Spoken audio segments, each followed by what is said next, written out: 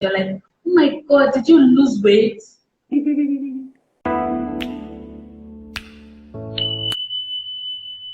All right, thank you everyone for joining. We are waiting for our guest to join us, and I'm sure she'll be here very soon. Today, we're discussing body shaming and its negative effects, and we want to look at how body shaming can affect people. How you doing? How's your end? I'm okay, I'm good. Sorry for coming on late. But it's I fine. was feeling a bit busy. It happens. Yeah. Yeah. People, here is Sandra, and today she's going to be sharing with us and talking to us about body shaming. So, Sandra, I remember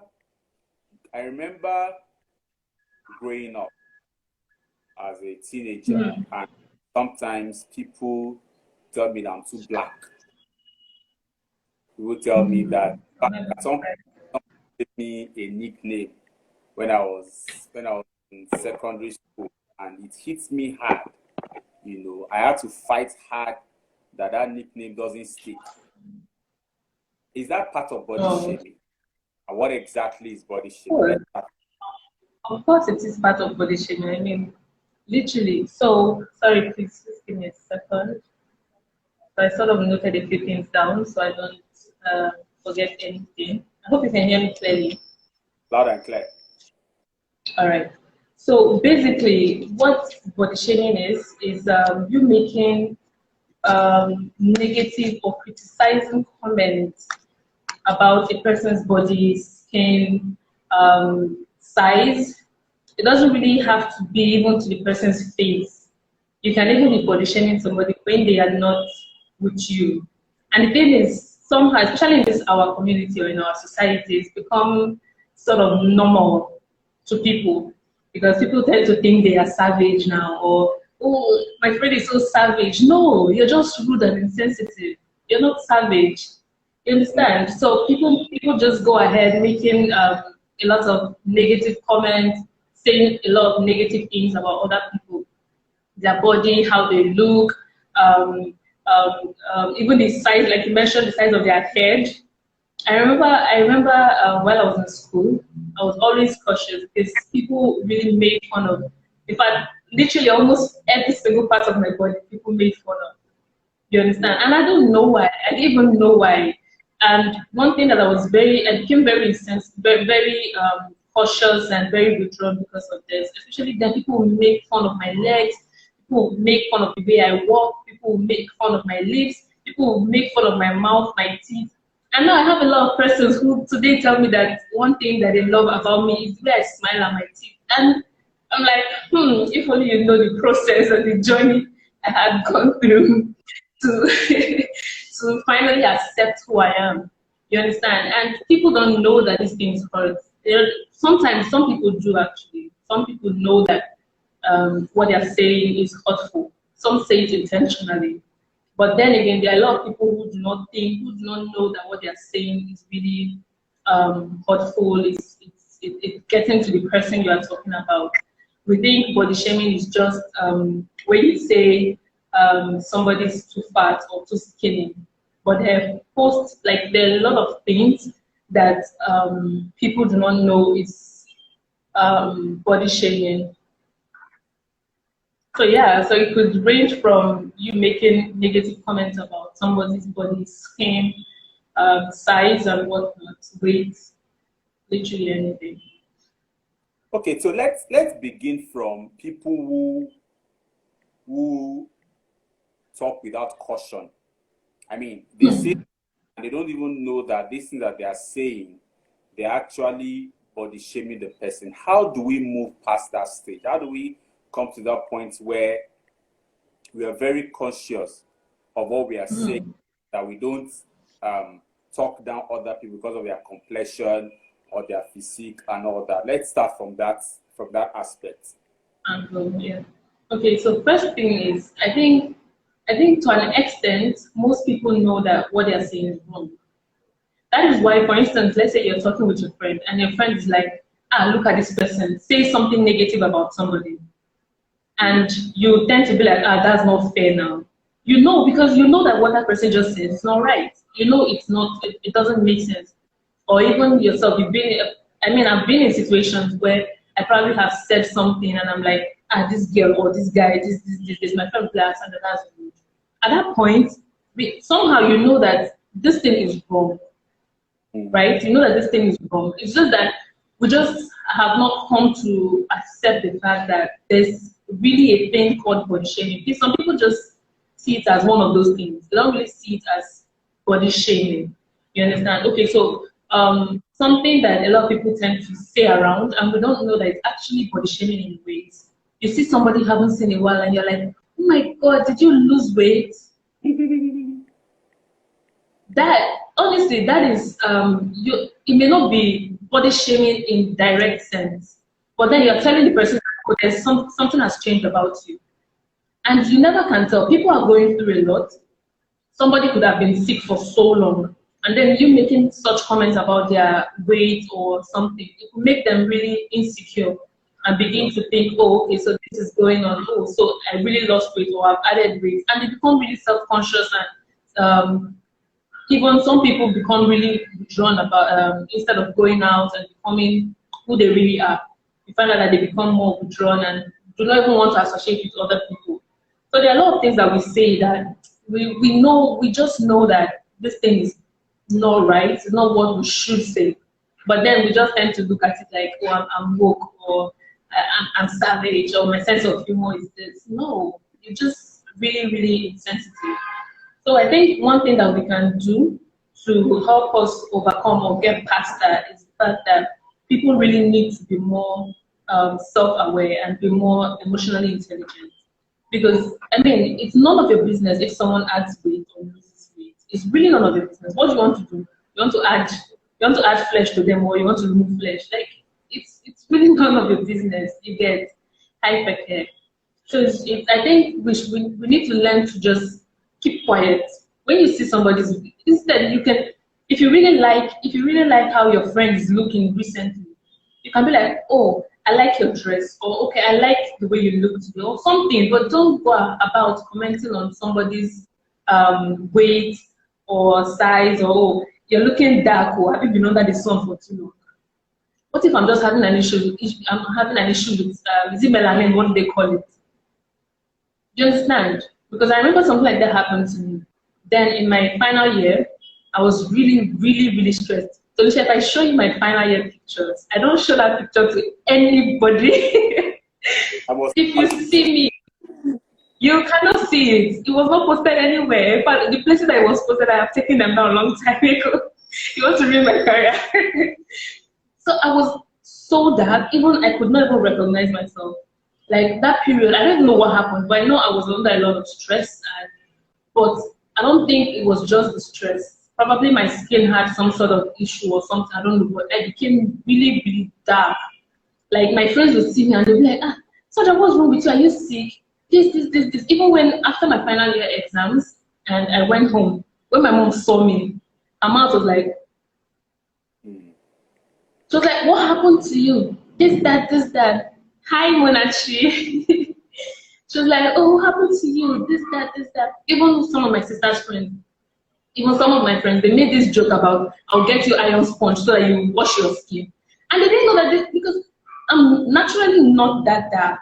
So I didn't even know what was going on with me. But I'm not really that big on skincare, which I should be, but I'm not that big on skincare. So I didn't really go to a dermatologist. I didn't look for solutions. I just, you know what, if it's going to happen, if it's going to clear up, let's clear up. If not, I will enjoy the skin the way it is.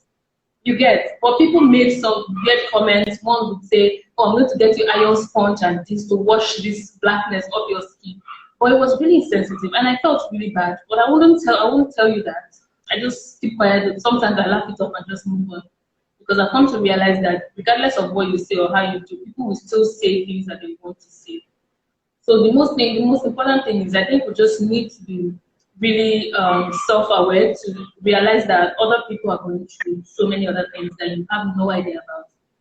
And if you cannot compliment somebody's body, skin type, height, whatever it is, if you cannot compliment it and say something nice, then don't say anything at all. It's that simple.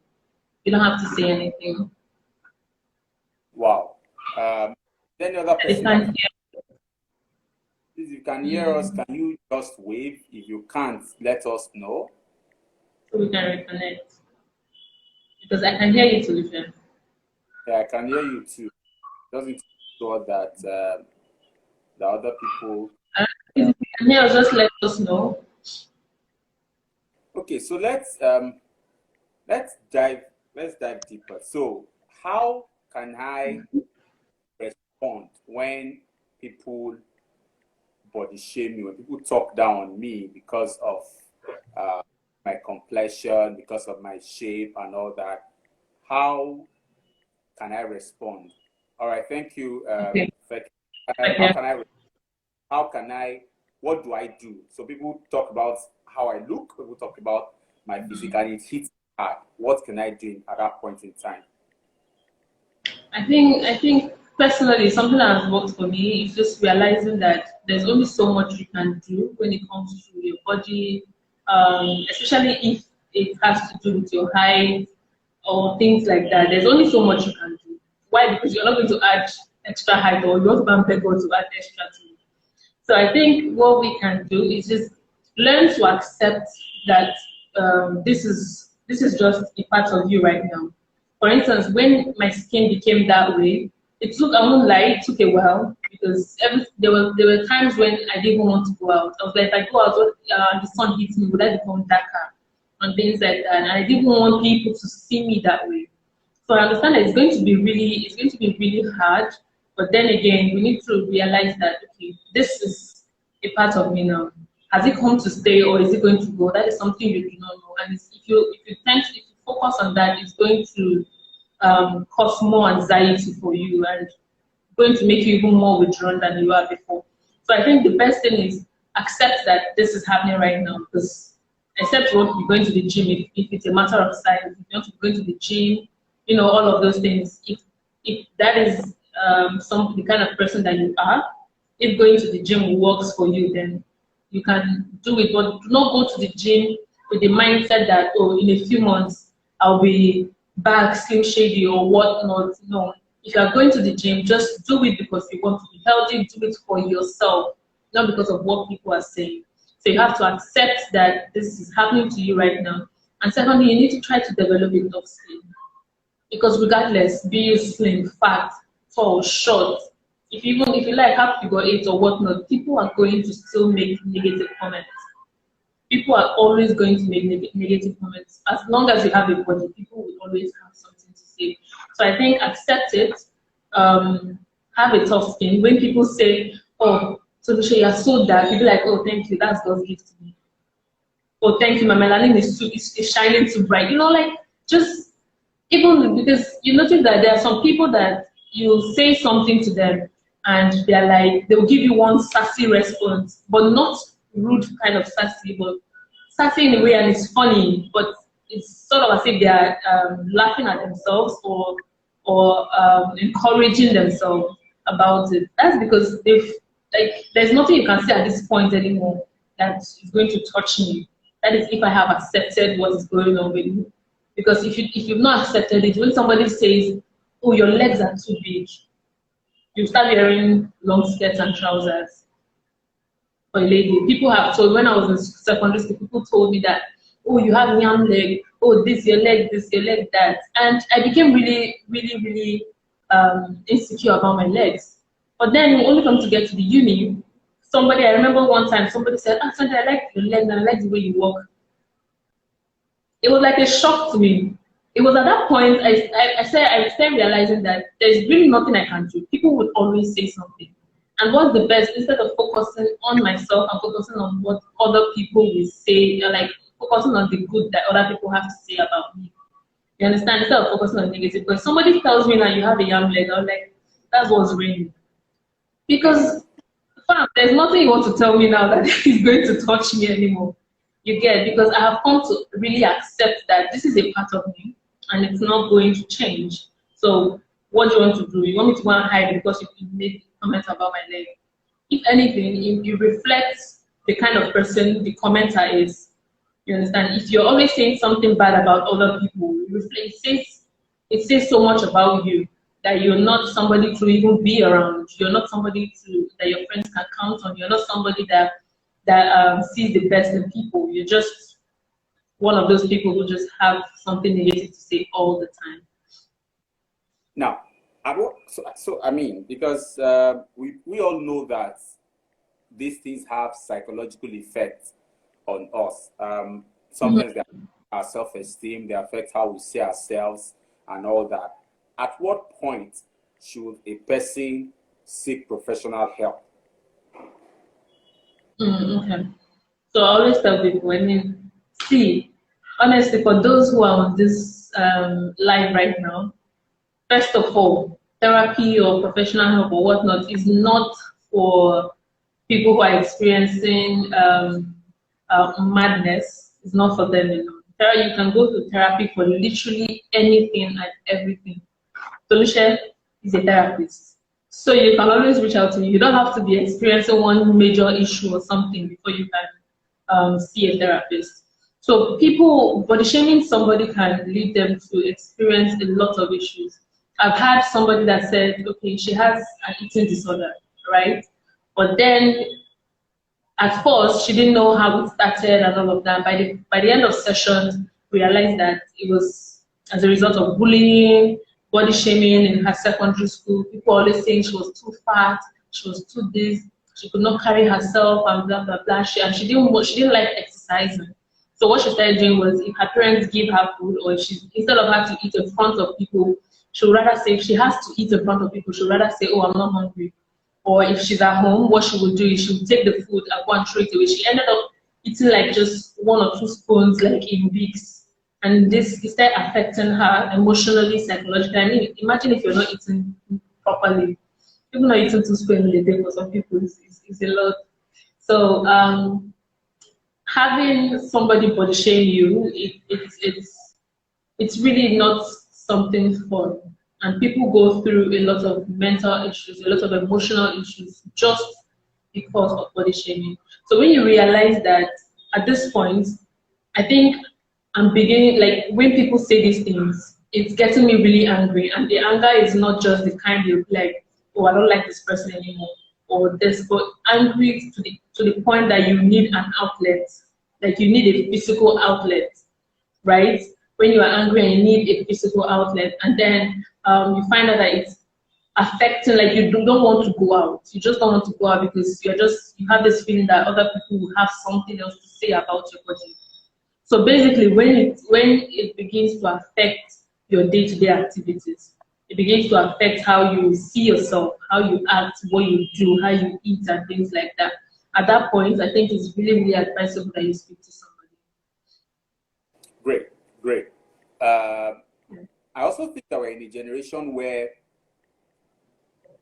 some people feel being in quotes leprous is the way to go. Being slim fit, size 8, figure 6 or thereabouts is the way to go. And so the moment they see that you are way off that particular scale or that particular point, they see you as abnormal. Now, how? I mean, and I think that every one of us needs to build a level of self-awareness, a level of self-acceptance, accepting who you are, accepting your physique, your person. How can we achieve this? Because honestly, if you depend on what people say, you're going to find yourself swinging from one point of the other. How do we build a level of self-awareness and self-acceptance such that when these things come, they don't hit us and make us break down? Okay, so I think that's part of one of the things I mentioned earlier, where you need, like, the most important thing you can do when it comes to body shaming or self-confidence and things like that is to literally accept that this is happening. or if it's a matter of height and things that you really cannot do anything about, accept that it has come to stay. Because honestly, there's nothing you can do if you are short or if you are tall, right? There's nothing you can do about it. And there are lots and lots of people out there that really enjoy people probably that are taller or people that are shorter. People have preferences, but for you, you need to realize that there's really nothing you can do and just enjoy who you are. Love the person that you are, right? So you need to go ahead to build your self-confidence. First things first, right? If people are always making comments about, say, your body size or your hair or your face or whatever it is, if it's somebody you can address them point blank. Tell them, oh, I do not like, but not in a rude way, obviously, because I mean we're saying everybody should be emotionally intelligent and emotionally aware, but you can address them in ways you're like, hi Tobisha, I really do not like how you spoke to me about how you spoke to me yesterday. You made this comment about this and it didn't sit right with me. Just talk to them about it. It's because if someone comes to tell you, let's say you told me, is it with that leg you want to wear that skirt? And then after you said that comment, I come to you later and I'm like, Felicia, I didn't like that comment you made. Or I say it in the public where 2 or 3 persons are, or immediately you said it, I'm like, Felicia, please, I do not like that comment. I find it really insulting and humiliating. Tomorrow, before you say that, you will think it twice. You understand? You will think it twice. So I think you have to try confront the person who is saying that negative thing about your body or about you. And then if it's somebody that you cannot confront, please don't go before they fight and beat you. You don't have to. You don't have to go. You can just try other means. So there's also another thing that you can do. Identify one thing I know that for some people works also is I know it can be really difficult to go through the journey of coming to build or develop a tough skin develop a tough skin on your own. But one thing you can do is find somebody, for instance, if they're always making fun of your eyes or something, find somebody who is around you, say your family member or anybody who you think has been body shamed before, and talk to them about it. Because trust me, this person, especially somebody who has been there before, this person already knows what is happening. They've body shamed them from head to toe. So it's more like they have the experience per se. It's more like they have the experience. So you talk to them. It always helps to talk to somebody. It always helps to talk to somebody. So you talk to them and let them know what's going on, and you can ask them how they've always been able to, fight off this negative comments and let it just bounce off their back. Then something else you can do is, personally, I try most times when I notice that people are saying something about me that doesn't sit too well with me is, and instead of focusing on that, I just focus on something that makes me feel better, something that makes me feel good, something that makes me feel beautiful. So if you are somebody that likes self-care Sunday, what's it called, pedicure and manicure, I'm not saying to do them for people, but you're doing it for yourself because you know that. Because honestly, this body shaming thing, as much as we try to just say it, we say build your confidence, this, it takes a while. And it's not going to happen just like a wave of your hand or at the snap of your fingers. It's not going to happen that way. It's a process. And for some, it's going to take a long time. It's going to take, for some, months, years. It's going to take a really long time. But the main point about the whole thing is really coming to terms with who you are. So spend time with yourself. What are the things that you like to do? Okay, so if people are making fun of your legs, what is that bad thing that's about that leg? What is so bad? Is it not a human leg? Are you not working with it? Exactly, no. So that's just the thing. We need to just accept who we are, accept our body for what it is, and just learn to love yourself, know your strong points, know your strengths, know the parts. Okay, what part of your body do you feel more comfortable about? What part of your body do you think is more beautiful to you? Spend time, then know, okay, so why do I feel like my leg is not beautiful? Why do I feel like my teeth is not fine? Why do I feel like my eyes are not fine? So what do you want to do? You want to go and remove the eye? No. So I think the best thing is just love yourself. Find something that you like about your body. find something positive to do. Focus on the positive things about your body. Identify that this has come to stay. And also find somebody who has been there before and talk to them about it. And then if it's interfering with your day-to-day life, speak to a therapist. Fantastic, fantastic. One of the things that I started doing for myself, those that we talk about my complexion, is when they say yes, I say, well, that's why people like me. That's why people exactly. You see, but because I'm dark is why you noticed it. If I were as fair as you are, you would see me as being normal. You would not notice me. Yeah. Yeah. And then I'm like, well, and then sometimes I'm like, yeah, I mean, that's what makes me special. I can also see that if I go as far as saying, well, don't you also feel that my teeth are white? You know?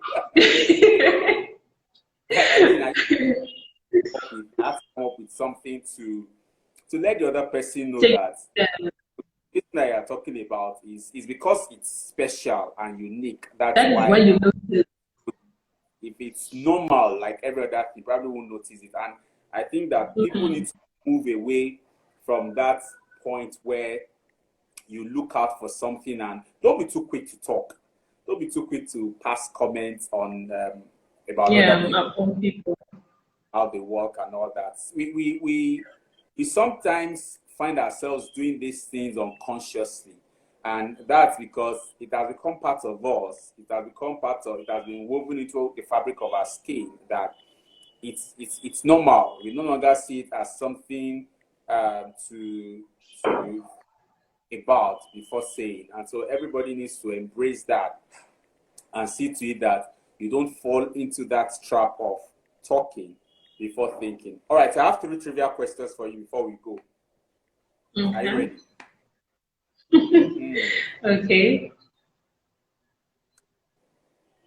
What can't you do without in a particular day? What I can't do without. What I can't do without. Yes. I won't like my phone. It's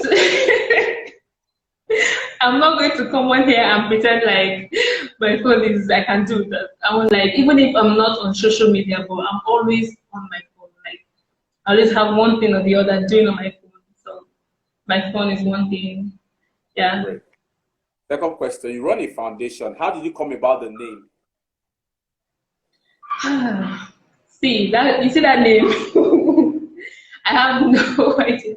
It was just like it came. So not like I have no idea, but it's more like it just came to me. I don't want to sound cliche or something, but that's the truth. It just came, and I've had that in my head since 2015.